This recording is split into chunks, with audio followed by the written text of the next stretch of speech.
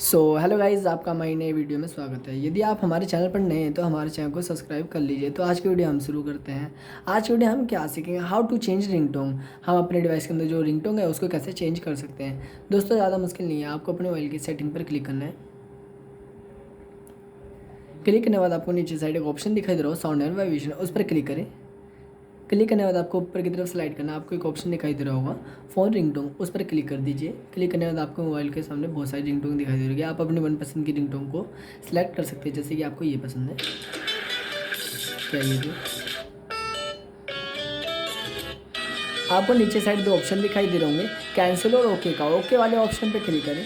Click करने के बाद आपके मोबाइल पर जो रिंगटोन होगी वो आपके मोबाइल पर चेंज हो जाएगी। आप अपने मोबाइल पर देख सकते हो जो आपकी रिंगटोन है वो आपके मोबाइल पर चेंज हो चुकी है।